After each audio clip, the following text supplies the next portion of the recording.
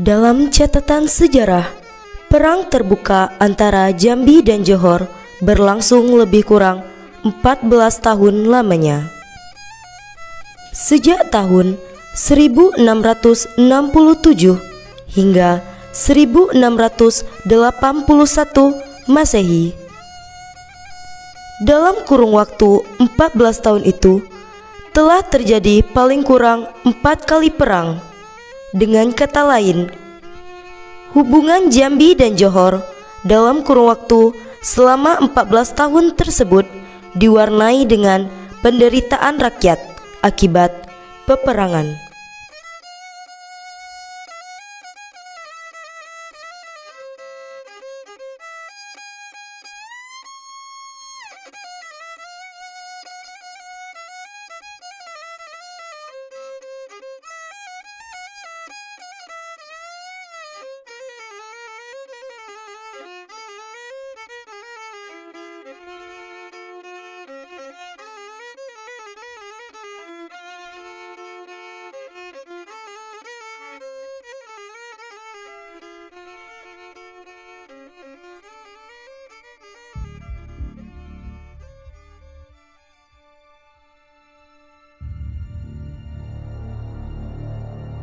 Pada tahun 1680 hingga 1681, pecah perang Jambi-Johor keempat atau Perang Jambi-Johor terakhir. Angkatan Perang Johor dibantu Palembang dan Daeng Mangika menyerang Jambi. Ketiga pasukan ini mengepung Jambi dari segala penjuru. Dalam perang ini, Jambi dibantu secara penuh oleh Belanda dengan berbagai macam perlengkapan militer dan dana. Akhir dari peperangan ini, ternyata serangan Johor, Palembang, dan petualang Bugis dapat dipukul mundur dan Johor menderita banyak kerugian. Daerah Tungkal serta Indragiri dikuasai sepenuhnya oleh Jambi.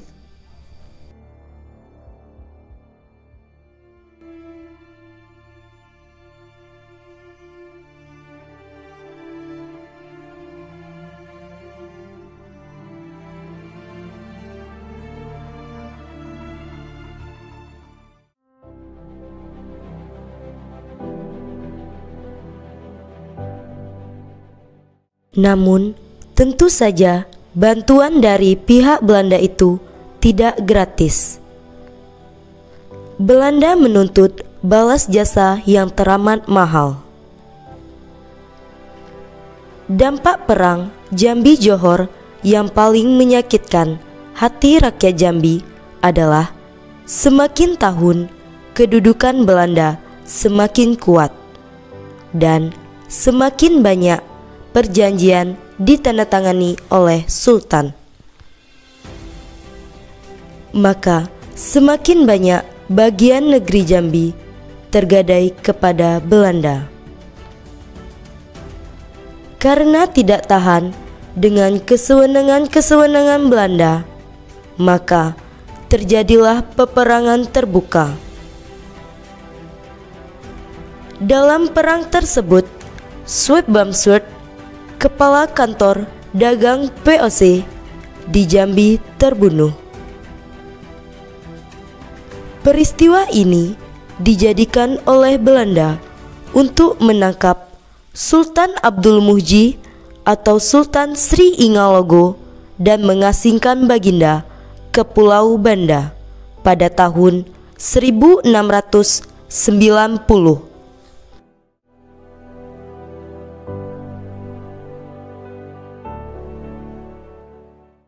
Raden Jelat atau dikenal sebagai Pangeran Pringgabaya.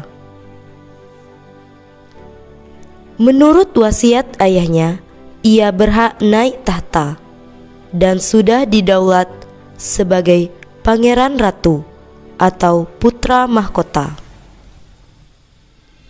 Tetapi Belanda ikut campur urusan tahta istana. Belanda pada waktu itu mengangkat Raden Cakranegara yang bukan pangeran ratu sebagai Sultan Jambi dengan gelar Sultan Kiai Gede. Pengangkatan tersebut menyebabkan terjadi gejolak politik di dalam Keraton Jambi. Pangeran Pringgabaya serta adiknya melakukan pemberontakan dan perlawanan untuk melaksanakan misi untuk merebut haknya kembali. Beliau melakukan perjalanan politis ke Huluan Jambi untuk mendapatkan dukungan dari wilayah 9 Koto yang pada waktu itu merupakan wilayah adat yang bertugas mengepalai angkatan perang Kesultanan Jambi.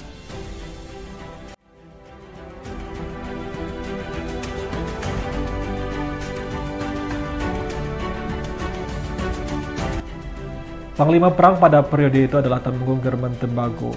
Beliau yang mengepalai angkatan perang Kesultanan Jambi ketika terjadi Perang Jambi Johor kedua, atau tepatnya pada tahun 1673. Keberhasilan Jambi dalam meluluhlantahkan Johor lama pada periode itu menyebabkan nama Temenggung German Tembago menjadi masyhur di negeri Jambi, sehingga beliau sangat disegani ketika itu di negeri Jambi. Kemungkinan beliau atau penerus beliau yang ingin ditemui oleh Pangeran Pringgabaya di 9 Koto. Menurut keterangan yang saya tahu dari orang tua-tua di desa ini, tokoh-tokoh masyarakat, yang mana bahwa Datuk German Tembago Jati ini adalah sosok seorang pejuang menurut sejarahnya, merebut anak Raja Jambi di Malaysia. Waktu itu Datuk German Tembago Jati ini adalah diibaratkan peluru meriam yang ditembakkan ke Malaysia untuk merebut anak Raja Jambi di Malaysia.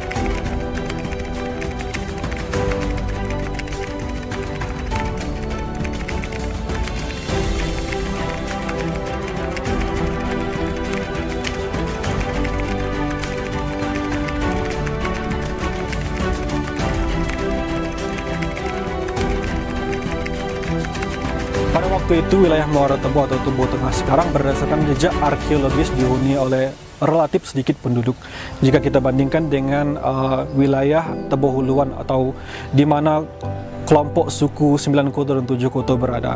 Jika kita lihat bahwa posisi Muara Tebo yang terletak di antara dua sungai yaitu Batanghari dan Batang Tebo dirasa cukup strategis untuk membangun benteng pertahanan atau pusat pemerintahan ibu kota baru.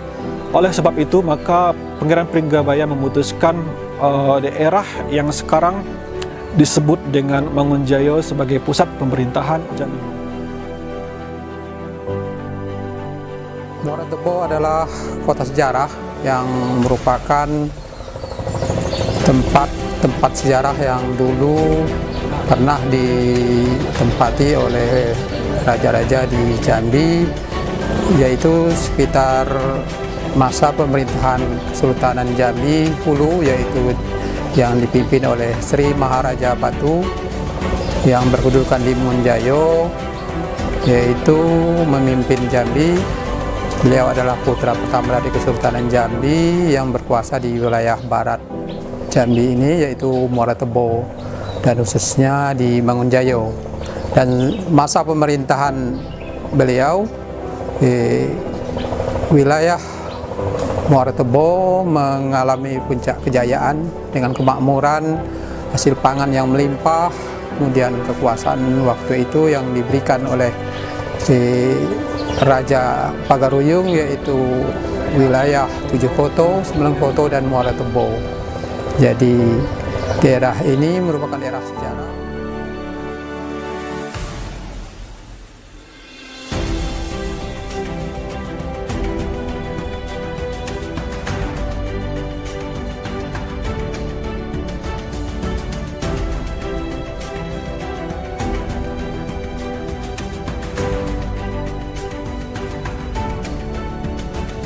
Sementara di 9 Koto sendiri, Temenggung mengadakan pertemuan dengan kepala kampung dari 9 dusun untuk menyambut kedatangan Pangeran Pringgabaya dan Pangeran Singopatih yang hendak menemui dirinya.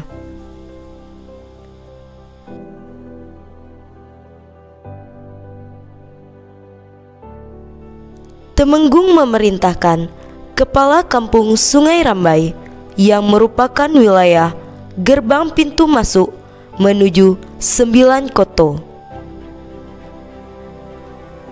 untuk menyambut kedatangan kedua pangeran. Inilah yang disebut wilayah Muko-Muko 9 Koto yang tergambar dalam lagu tradisi dan makna gerak tari Teluk Kembang. Kemungkinan peristiwa yang terjadi pada masa itu menjadi inspirasi tercipta lagu tradisi serta makna gerak tari Teluk Kembang.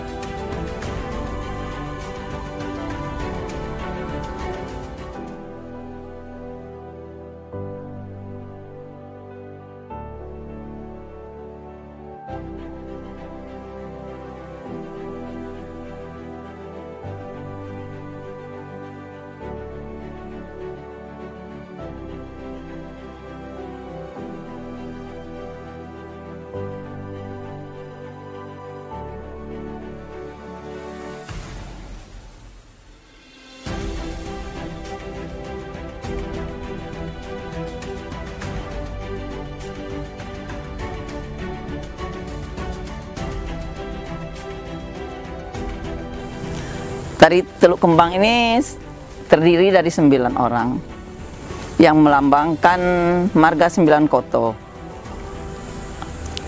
Tari Teluk Kembang ini merupakan tari penyambut tamu apabila tamu-tamu datang dari luar daerah. Suku 9 Koto itu terdiri dari Teluk Wali, Pulau Puro, Marodanau, Tanjung Aur, Rantau Langkap, Rambahan, Jambu, Pagar Pudin, dan Sungai Rambai. Di dalam suku 9 Koto ini telah ditetapkan Teluk Wali sebagai ibu dari suku 9 Koto, ibu kota dari suku 9 Koto.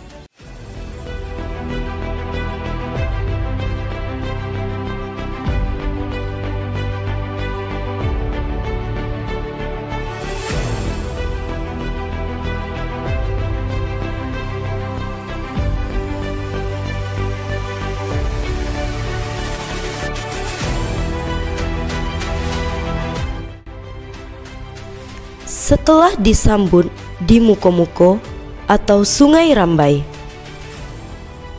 pangeran diiringi menuju Rambahan sebagai tempat peristirahatan. Rambahan dikenal sebagai perut. Maksudnya adalah tempat di mana acara makan-makan kerajaan dilaksanakan, atau sebagai dapur umum menyambut kedatangan raja.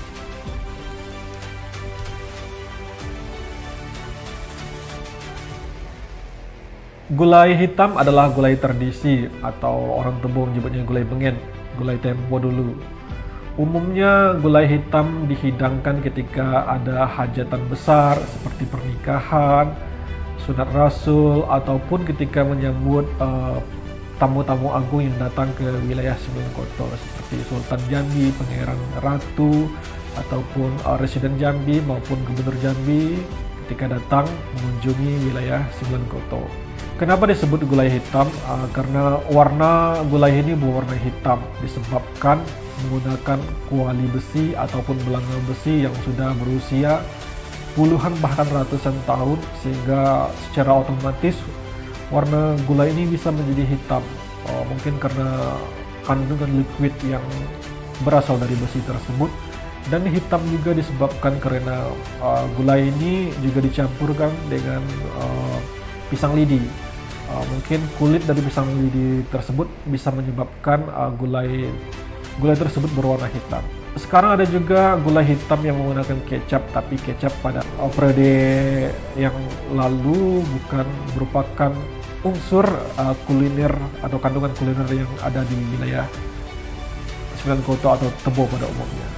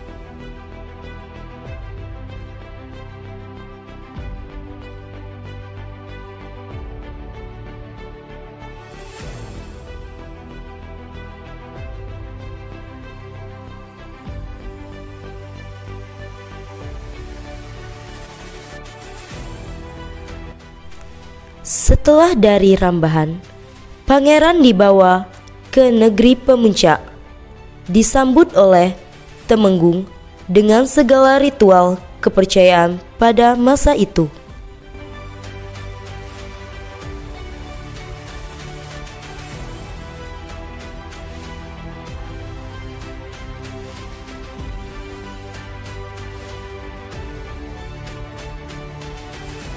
Untuk Teluk Wali, karena daerah yang paling huluan, kemudian juga daerah atau dusun atau wilayah yang ditetapkan sebagai ibu kota dari suku Sembilan Koto, itu ditetapkan sebagai negeri pemuncak. Kenapa disebutkan negeri pemuncak?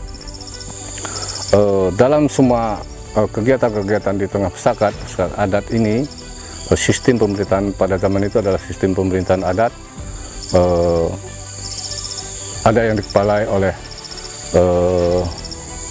Temenggung, kemudian juga Pasirah, kemudian di bawah itu ada Depati, kemudian ada Mangku, ada kepala kampung.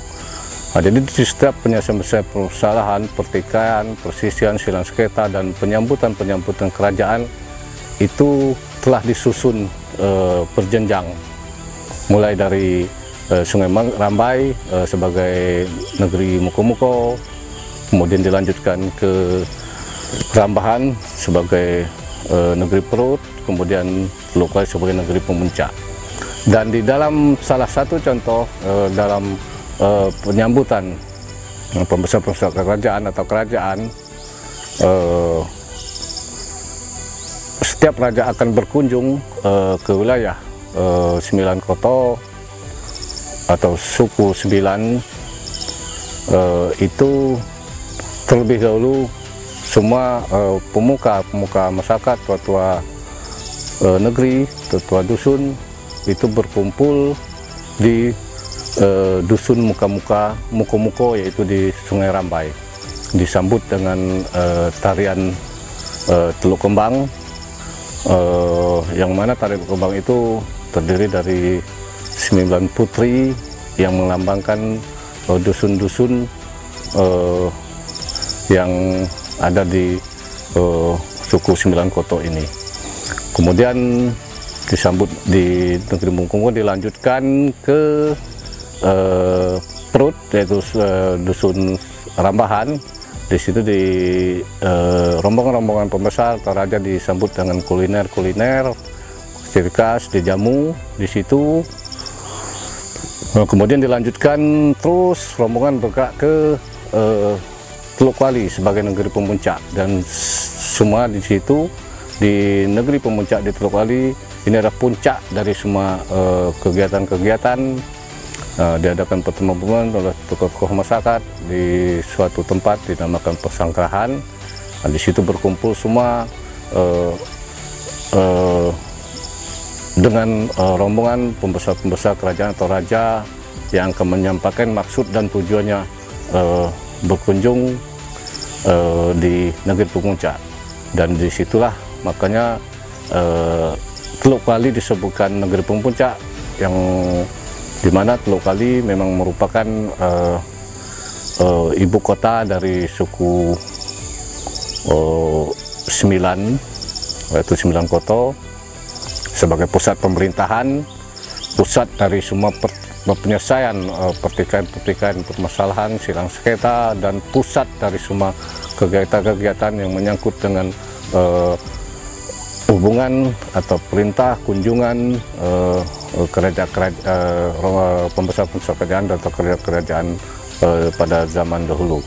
Dan itulah sekilas tentang kenapa desa Teluk Kuali disebutkan sebagai negeri pemuncak, karena ini sudah merupakan suatu yang sudah ditetapkan turun-temurun dari zaman kerajaan Melayu Jambi dan terakhir Kesultanan Jambi. Beberapa poin diputuskan dalam perundingan adat antara Temenggung 9 Koto dan Pangeran Pringgabaya. 1. Penduduk 9 Koto dan 7 Koto sangat bersimpati terhadap kejadian yang menimpa Pangeran Pringgabaya dan bersumpah setia untuk mendukung perjuangan beliau. 2. Mengiringi Pangeran Pringgabaya ke Pagaruyung untuk menemui Yang di-Pertuan Sultan Indermasyah. 3. Kemudian melakukan mobilisasi penduduk 9 Koto dan 7 Koto ke Muara Tebo untuk membentuk benteng pertahanan, di mana benteng pertahanan berkembang menjadi Mangunjayo yang dikenal sebagai daerah ibu kota Kesultanan Jambi. Setelah 30 tahun memisahkan diri dari Tanah Pilih, dengan terus melakukan perlawanan terhadap Belanda dengan didukung penuh oleh penduduk 9 Koto dan 7 Koto. Tiba saatnya Sultan Muhammad Shah di Tanah Pilih menyadari bahwa Belanda adalah musuh bebuyutan. Dan oleh karena itu, untuk memperkuat dan mempersatukan kerajaan Jambi yang terpecah dua, dan juga untuk menghadapi pengaruh buruk Belanda. Maka Muhammad Syah mengakui kedaulatan pamannya, Pangeran Pringgabaya, dan meminta beliau untuk datang ke Tanah Pilih untuk melakukan reunifikasi serta menyerahkan tahta kepada Pangeran Pringgabaya. Dengan demikian, dinobatkanlah Pangeran Pringgabaya sebagai Sultan Jambi, baik hilir maupun huluan, dengan gelar Sultan Suto Ingologo.